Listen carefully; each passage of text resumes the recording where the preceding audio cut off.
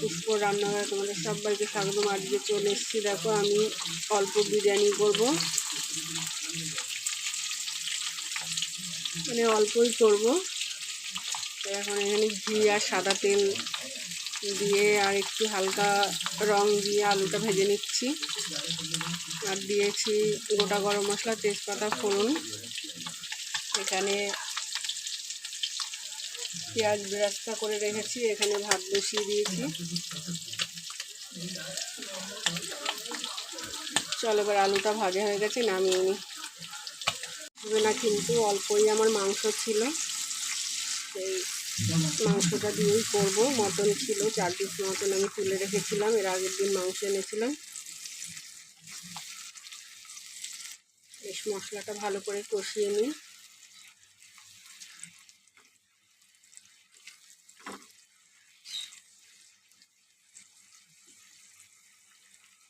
আর এখানে ডিম আর আলু রেখে দিয়েছি। চলো এবার আমি সামান্য লবণ দিয়ে দিই।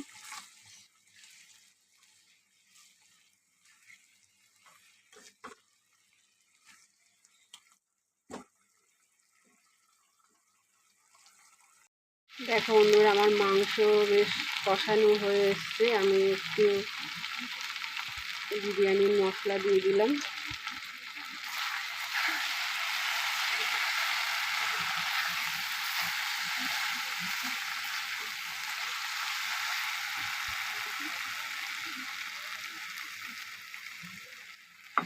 দিয়ে দেবো আলু আর ডিম। যেহেতু অল্প তাই আমি একবারেই দিয়ে দিলাম, আমি আর পাট করে দিলাম না।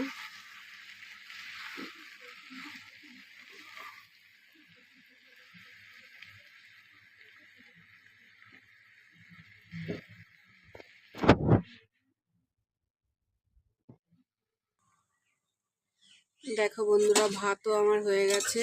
এখন আমি এইভাবে মিলিয়ে নেব।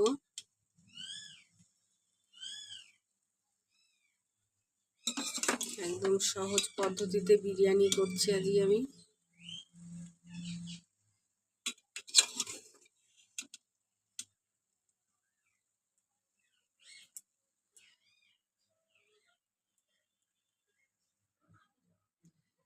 দেখো বন্ধুরা, আমি এবার আতর দিয়ে দিলাম।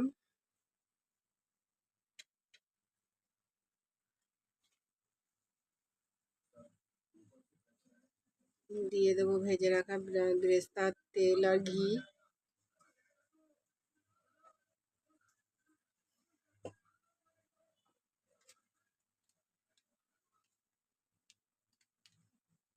দিয়ে দেবো বিরিয়ানির মশলা।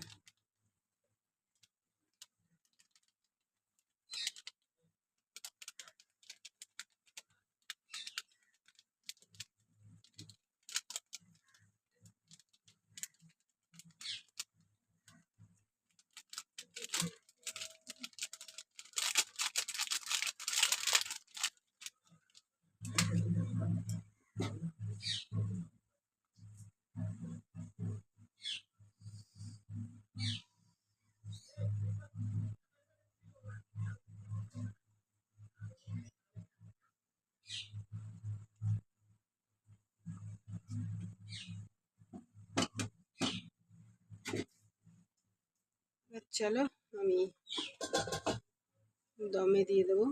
এবারে আমি এটা বের করে নিলাম।